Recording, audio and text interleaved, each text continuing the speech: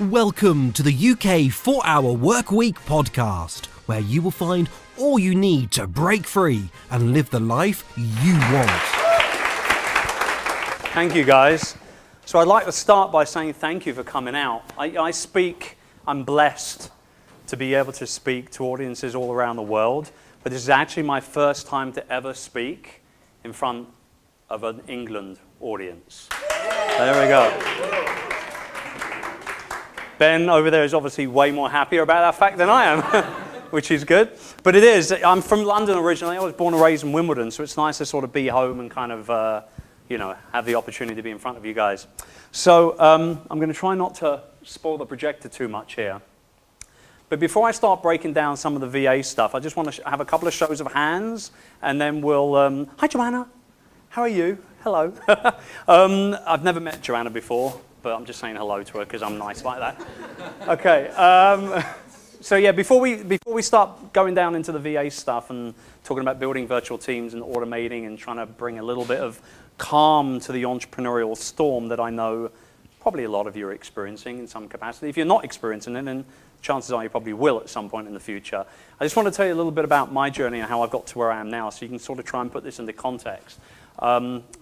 Just like Kate said, I have gone from being that very normal, overworked, stressed out, micromanaging, pain in the ass boss / entrepreneur to now working Monday through to Thursday. I now have a 3-day weekend, and I no longer work any more than around 7 or 8 hours a day. And I've been able to do that through the art of delegation and working with VAs, as well as people obviously within my facility as well. So my sort of whole entrepreneurial journey begins when I was on one of these things. I was on my way back from Miami, Florida, where I was working for one of the nicest guys that I've ever come across in my life. I mean, like, he was so cool. This is a guy that when he finds out that you're into music, he buys you VIP tickets to Prince's pre-Super Bowl show in Miami, Florida when you're visiting. Takes you there in a stretch limo. You get to hang out with the cast of CSI Miami. Horatio is right there. He's literally 5 foot away from me. Carlos Santana, 15 foot in the other direction. Cool night out. Right. When he went into work mode, an utter bastard. Okay. We've all had one of those bosses, right? Now, honestly speaking, he was one of the worst micromanaging bosses I've ever encountered in my life through all of the entrepreneurs I've worked with. This guy was literally making me BCC him into every single email that I sent our customers. I'm not exaggerating. Every single email, even a thank you, just short thank you. He was that micromanager. He wouldn't let it go. And on my way back from that trip, I spent basically an entire month and a half over in Miami doing certain things with him. On my way back at 37,000 feet via Hong Kong to Cebu, where I live in the Philippines, I realized that enough was enough. I wrote my resignation letter, and when I landed in Hong Kong, I connected their ridiculously fast, free airport Wi-Fi and decided that I was going to hit send, and I did hit send, and I resigned. He freaked out, as only bosses do. Henceforth, I began my entrepreneurial journey. I started a call center because my background in the Philippines was all about consulting and helping people set up businesses and companies and facilities within the Philippines, particularly within the call center business. This was when I began those ridiculously long 14-hour days, 7 days a week. We did that for 3 years, and then at the end of 2009, I discovered this fellow. Everyone know who this is? Yeah. Just making sure. Tim Ferriss, obviously, the author of The 4-Hour Workweek. And let's not beat around the bush. This guy fundamentally, single-handedly created a generation of entrepreneurs. Would you agree? Yeah. With that book, right? Great book. So I read The 4-Hour Workweek as I was in the process of working these ridiculously long hours and days and everything. And I discovered, well, you know what, if he can do it, or if his book tells me I can do it, I'm going to write an ebook, okay? And I'm going to sell my ebook for $27. So I wrote an ebook on telesales, because I've been involved in the telesales business for a long time. And so I put this telesales book out called Telesales Magic, That was the best title I could come up with, honestly. And I sold 5 copies. Actually put an entire landing page together, the whole kit and caboodle. You know, remember those old internet landing pages with all the highlights, the yellow highlights? Remember those? Yeah. Telesales magic. Sold 5 copies, realized that that part of the book, and Tim himself was full of shit, decided that I would just go back to building my business, and that's exactly what I did. But at the same time, I also discovered that at the end of 2009, when I hit a brick wall and burned out, that I was basically no good to anybody for anything. So me and my wife, we had a little staycation in Cebu. We checked into the Shangri-La Resort, which is beautiful. No computers, no phones, no laptops, nothing at all. And we talked about what we were going to do to get me out of this rut that I was in. I was honestly working 7 days a week. Even, you know, an easy day was 12 hours for me back then. And so I decided that I was going to basically launch a 1-year-long goal to become a virtual CEO. Somebody that could still run and build his business, but didn't have to actually be there every single day. Because a very, very solid realization hit me at the end of 2009. My business was running me. I wasn't running my business. Hands up if you feel that way right now. Okay, so I'm going to take a big guess here. Hands up if you're still working for somebody else and you're wanting to break the 9 to 5. So there's more of you. Okay, all right. That's why you're not feeling that yet. But you'll get there, trust me. So I decided that not only was I going to go on this journey, I was going to blog about it. I'd never blogged. I'd never tweeted. I'd never listened to a podcast. Yeah, I had a YouTube channel. I think I put stuff, there was a video clip of my daughter on there singing Whoops-a-Daisy Angel, which was really cool. Wait, it's been viewed like 80,000 times now. It's ridiculous, right? But I figured I was going to blog all about it. Virtualbusinesslifestyle.com was my first blog. By the end of the year, not only had I removed myself from the business, not only was I not working those long hours anymore, but I was also now somewhat of a bit of a popular blogger. I had about 5,000 or 6,000 subscribers. I started my own podcast. I was using Twitter, or the Twitter, as I called it the first time I heard about it. And I decided that this was it. This is what I was going to do. I was going to focus on this and removing myself slowly but surely. Because after I escaped this bad boy here, this is my actual desk in the Philippines at my facility. Just to show you how dated it is, I haven't used a PC for about 4 years now, right? I'm a Mac boy now. But that's my desk with that big Italian Chinese leather chair. I got a little mini fridge there. There was some beer in there for sure back in them days. But that's where I did all my work. This is where I'll do all my work now. This is my home office. That desk is still there. That big cheap-ass Italian Chinese leather chair is still there as well. But I go into that office maybe for 2, maybe 3 hours a week now. Usually just to meet my management team. At all other times, I'm working out of my home office, and much better view than the wall in front of me in that office, I can tell you that right now. At the same time, though, I continued to grow the business, and at the end of 2009, we had doubled our employee numbers, and we had tripled our revenue. We're now a multi-7-figure business, all within the space of 6 years. That's what it looks like now. Pretty impressive, huh? I mean, it is for me. I was just a, you know, just an easygoing bloke from Wimbledon, and now I'm running 260 people working in the call center for me. That's the virtual staff finder office, which is on the 5th floor of that building. There's some of my team. There's my now way more popular blog than it probably should be, quite frankly. 50-something odd thousand unique viewers on a monthly basis. And now I get paid to do this stuff. Crazy, right? All in the space of a few years. I mean, it is crazy. Sometimes I have to look back at myself and think, the boy's done okay. He's done all right. He's come a long way since those 14, 15-hour days. But this was me. Not literally. Although I do look bloody good in red underpants, I've got to be honest. This was me. I was suffering from what I call in my book superhero syndrome. Has anybody read my book here? I know it's been a little hard to get in the UK so far. A couple guys. Okay, cool. Thank you very much. But yeah, so superhero syndrome is when If there is something that you can learn how to do yourself instead of paying someone else to do it, you'll do it. Superhero syndrome is when, if it's cheaper to do something yourself, even if you've got someone readily available to do it for you, you'll do it yourself. Superhero syndrome is when the word recharge basically only applies to your mobile phone. And that's exactly what I was suffering from. Some of you might have what I call a side hustle right now. Like for the guys that put your hands up and sort of are still working 9 to 5 right now, that you're maybe developing something on the side in the evenings, on the weekends, and all that sort of stuff, right? That side hustle, never stop that, because that's the entrepreneurial passion and spirit inside of you. But sooner or later, this will rear its ugly little head, if it's not already. Superhero syndrome. We are seriously mental. I mean that. We are all clinically insane entrepreneurs, right? We have major issues to deal with inside our heads. An idea a minute. When was the last time you were in the pub and you started scribbling stuff down on a napkin? Right? We've all done it. Hands up if you, and I mean it genuinely, I want to see hands here. If you've ever left the shower mid-rinse to register a bloody domain name.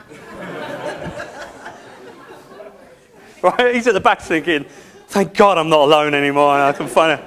It's when you start slipping out and you think, is it really worth it? You know? That's exactly what superhero syndrome is. We have problems. And I believe that every entrepreneur at some point will come to a crossroads as they're building their business. They'll have two choices.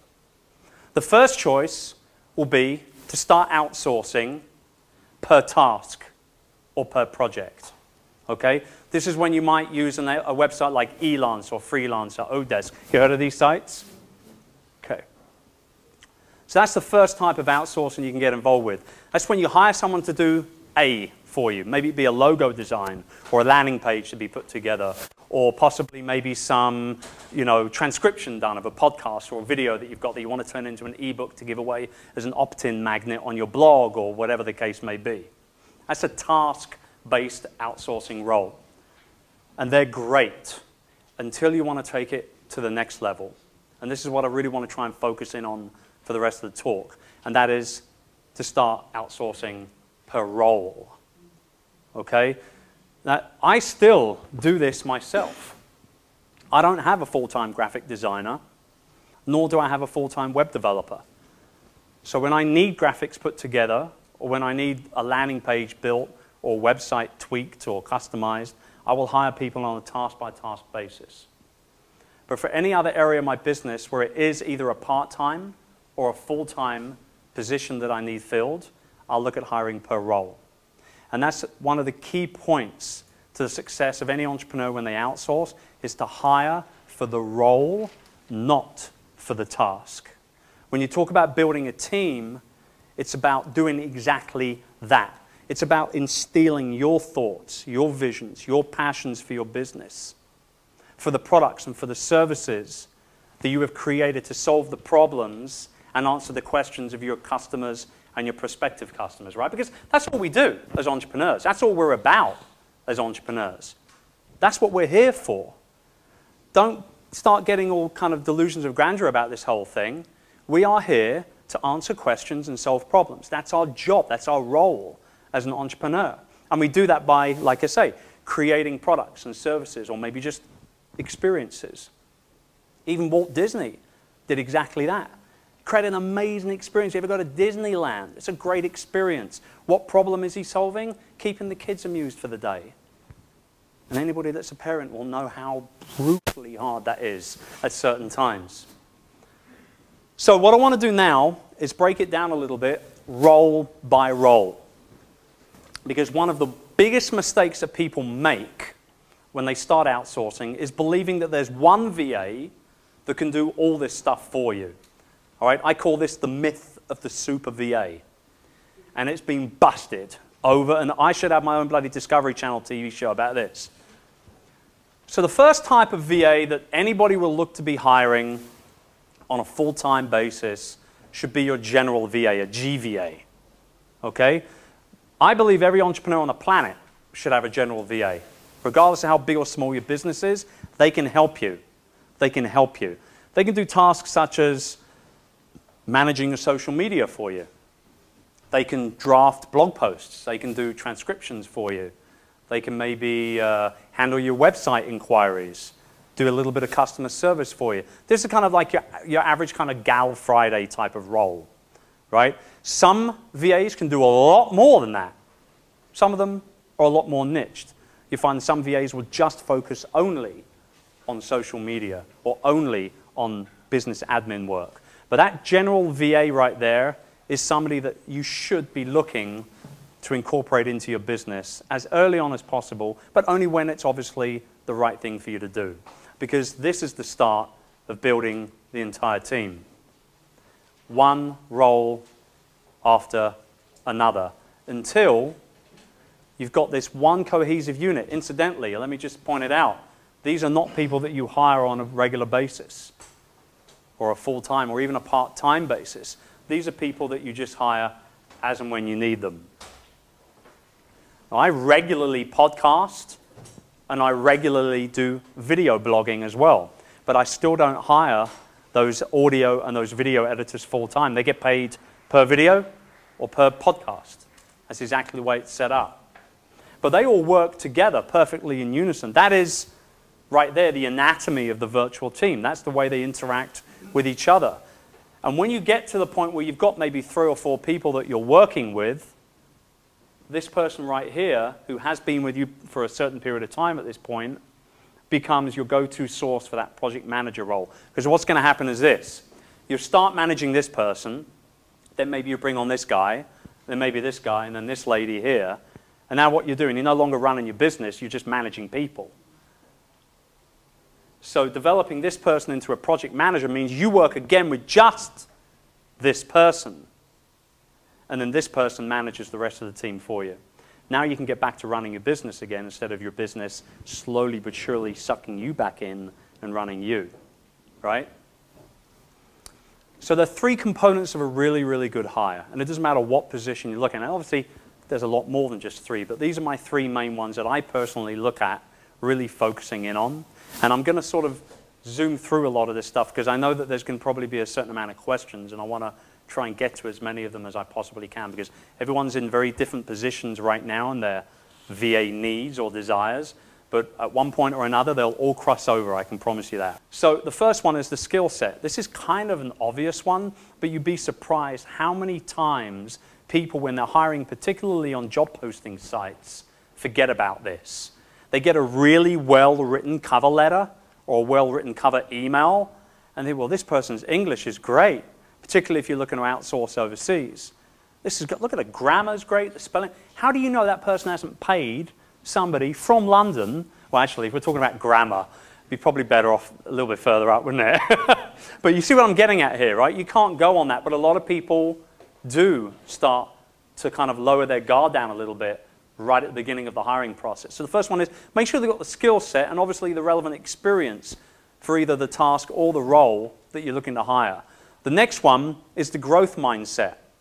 One question that I make sure that I ask on every single interview that I do, whether it be for somebody virtually or whether it be for somebody that's going to be working within my facility, one question I never fail to ask is, what have you done in the last 6 months to better yourself?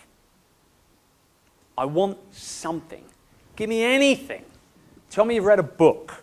You've gone to local community college for a course. You've taken an online course at Udemy or Lynda or whatever. Tell me you've done, give me something, anything at all, to show that you care about making yourself better at what you do day to day for whoever you're doing it for. If they can't answer that question, they're done. The interview's over right there and then. Literally, right there and then.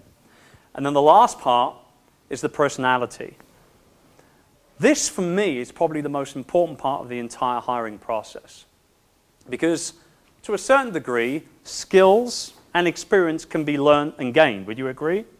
Over at least a certain period of time, right? But if somebody's personality stinks, if their attitude is shitty, then the chances are that it's always going to be shitty. I mean, they might have a good day every now and then. Maybe it's their birthday.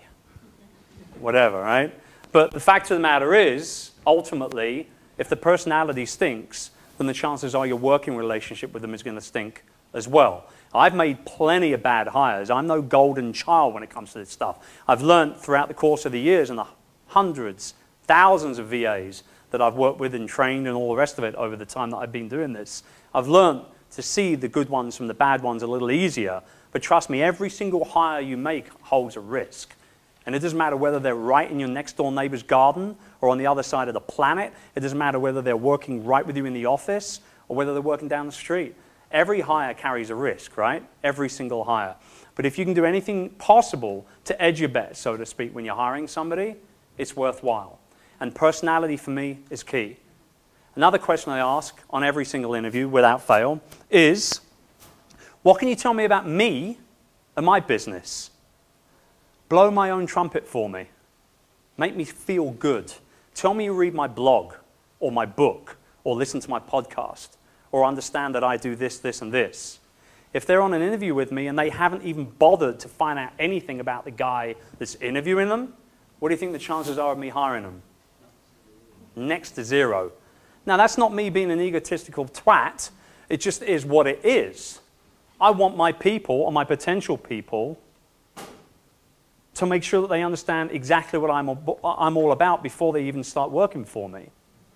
So that's what I want to hear right there. What have you done to better yourself? And what do you know about me and my businesses? If I can get some good quality positive answers out of that, the chances are that the hire is going to go well for them. Because by then, by the way, they've already gone through 2 or 3 rounds of my staff interviewing them already. You can put those things in place as you go further down the line. This is Hannah Montana. What's she doing in there? No, actually, she's there for a reason, because I want to tell you a little bit story about assumptions. Assumptions are the mother of all screw-ups. Assumptions, you know, let's use all the analogies. They make an ass out of you and me. It's very American. But it's true. I was working with a client about 4 years ago who hired a VA just before Christmas time, and one of the first tasks that he gave his VA was to put together a list of Hannah Montana merchandise that he could then pick from, not for himself. The ladies are like, what? Who are your clients like? So he could actually pick from that list to try and find some gifts for his teenage daughter at the time or whatever. I don't know. 8 years old, 9 years old. I don't know how old girls were when they were in this stuff. But I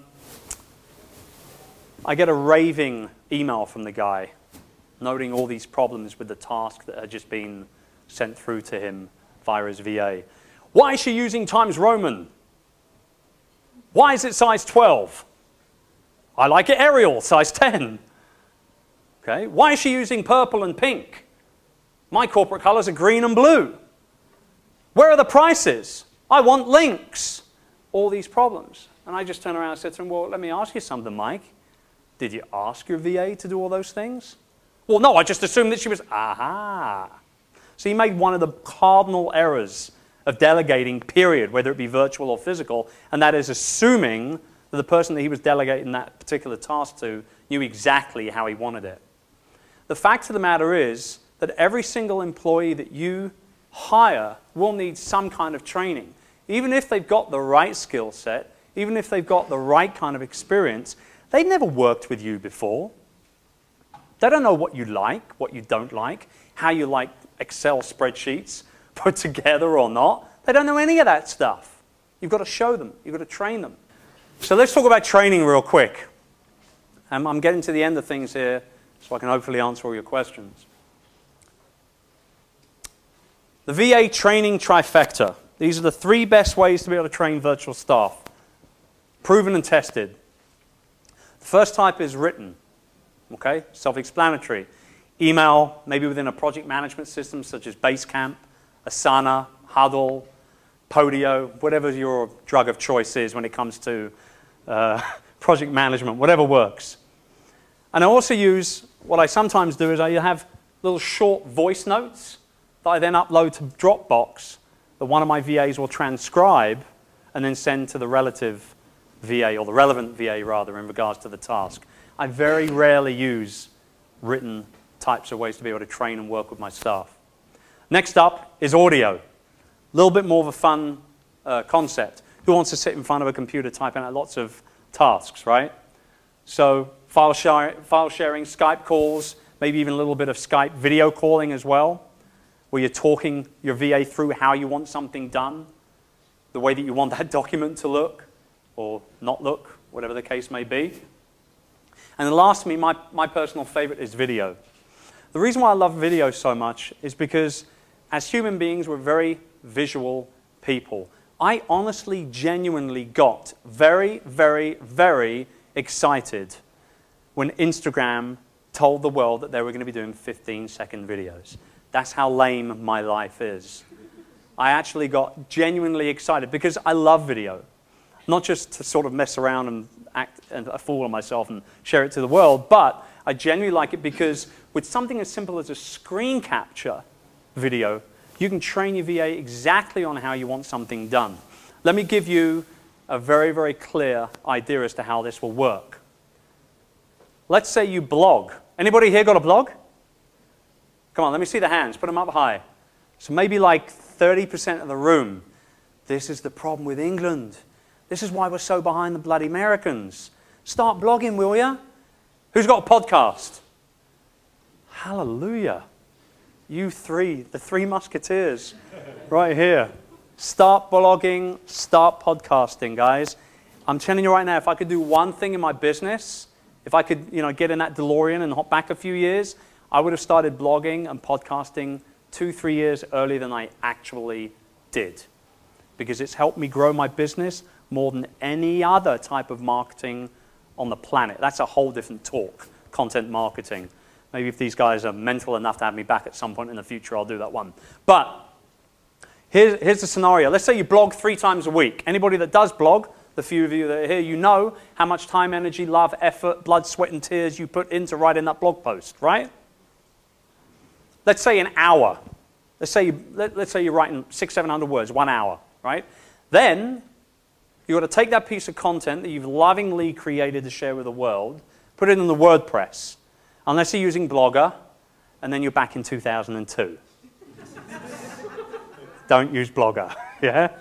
All right. It's like anybody that's got has anybody got BlackBerry here? Wait a minute. 2006 calling, it wants its phone back. Right, so you're going to dump that content into WordPress, all right?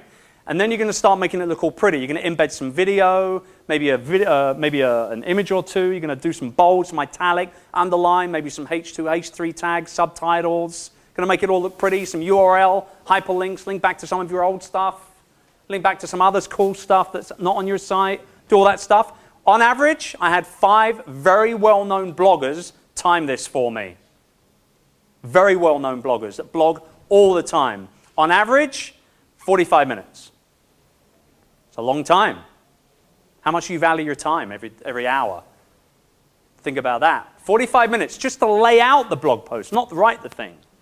45 minutes to lay it out. They say you do that 3 times a week. It's a lot of time, right? So the next time you do that, and this is why it drives me nuts, something as simple as a screen capture. One of the biggest things I hear people say in terms of not working with VAs, in terms of not buying more time in their lives and their business is, well, if I might as well just do it myself because, I can do it better than anybody else and I can do it a lot faster than it would take me to train somebody to do. That's a general consensus. A lot of people say that. True. But how about the next time you do one of those blog posts and you spend 45 minutes actually laying it all out and making it look perfect the way you want it to look? Why don't you just hit record on a screen capture, maybe like ScreenFlow, Camtasia, whatever works, and then hit the stop button when you're done. Take that 45-minute training video that you've just created, dump it in the Dropbox, and let your virtual assistant watch it to learn how you want your blog posts and, physically put together and laid out, and then never do that task again. You see where I'm going with this? Never do it again. 45 minutes. And that can go for so many different things. So many different things. So, here's a little exercise. Some of you guys got notepads. Everybody in this room has got a smartphone, am I right? Okay, because then you will need to go into the DeLorean and whiz right back. Okay, so you've got no excuse right now to just do a 2-minute bit of homework right now here in this room, okay? It's just something I want you guys to do to take some thoughts away. And if you're not working with VAs already, this will give you an idea of the sort of stuff that you can do when it comes to working with VAs. You have no idea the power of outsourcing and what it can do for your business. Your 3 lists of freedom are, number 1, a list of all the things that you hate doing. These are the kind of things that when you think about doing these, see people laughing already, you know the type of tasks I'm talking about. When you think about doing these kind of tasks, you vomit in your mouth and swallow again. Right? Possibly. If you don't do that, then you at least put them off all day long until right at the end of the day, and then you rush them and cock them up. Right? These are the tasks that you despise. However, you have to do them because your business demands them of you on a regular basis. That's your first list of freedom. The second one is a list of all the things that you can't do, things you struggle with. Now, this is where the entrepreneurial mindset kicks in and good old-fashioned superhero syndrome slaps you around the back of the head like a wet fish. I can do everything. Bloody brilliant, me. There's no one else out there. There's no kryptonite. That doesn't, whatever. I remember when I started blogging, I did the very plausible thing. I wanted my blog site to look really, really cool. So I went out and paid $79.99 to buy one of those really cool, nicely kind of, professionally designed themes that you just plug into WordPress. You know what I'm talking about, right? And then what I did, it was really good actually, I decided to spend 3 days trying to become a PHP coder and screw it up completely before I hired somebody on Elance for $150 to do it for me, which is what I've done in the first place. Should have just done it in the first place. Superhero syndrome kicked in, and I thought, I can do that, but I can't. I know how I want a logo to look, but I can't use Photoshop for the love of money. So that's my second list of freedom. A list of all the things that I can't do. And finally, and this is by far the most important list, is a list of all the things that you shouldn't be doing as your own boss, as the head honcho, as an entrepreneur. This one's the toughest one. This is the one where you have to sit down with your beverage of choice, whether it be a beer, a wine, coffee, maybe tequila, whatever gets you going. Because this is what I spent almost the entire weekend at the Mactan Shangri-La with my wife working on in December of 2009 before I escaped that horrible leather Chinese-made dodgy-looking chair in my office. This is a list of all the things you shouldn't be doing. And why it's so hard to put together and why it takes so long is because you actually could be really, really, really good at these particular tasks. Hell, you might even really like doing them. But the question again is, should I be doing them as the boss? Is there someone else that can be doing this for me so that I can work on the more important things like strategizing for growth, coming up with new products and services, spending more time at cool events like this, networking to build relationships, to grow my business that way, traveling to big fat conventions on the other side of the pond. In the 4-Hour Workweek, Tim Ferriss talks about the 80-20 rule, right? A Pareto Principle, or Pareto Principle, however you want to pronounce it. This is where it starts for entrepreneurs. Because if you're doing any of those 80% of tasks, there's a big problem there. Your time is not being well spent on growing your business, and that's exactly what virtual assistants can do for you. Regardless of whether you're hiring them on a task basis, or whether you're hiring them on a project for maybe 2-3 months basis, or whether you're hiring them part or full time. They give you the ability to buy more time and truly become more productive as a business owner. And that is the key to growing a business. I learned that the hard way. I had to hit a brick wall, a massive, hardcore brick wall where I became no good to anybody for anything. At the age of 36, I developed shingles, which is usually a skin disorder that is created by a low immune system that old people get. want to make sure there's not too many old people in the room. Hang on. We're talking people in their 60s and above, because their immune systems drop, right? I developed that at the age of 35, 36, because I put myself through so much stress. It was brutal. Those of you 3 lists to freedom, go and do likewise, everybody. I would like to offer each and every single one of you 5 completely separate ebooks, just for being sexy and coming along today. If you go to chrisducker.com/London, you can download them for free. This one particularly, Saving the Day the Virtual Way, was the first ever opt-in magnet that I created to build an email list. Has been downloaded up to this point around 25,000 times, which is kind of cool.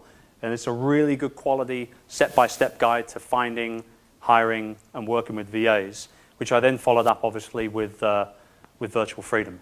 So that's it, guys. Thank you very much. I'm done.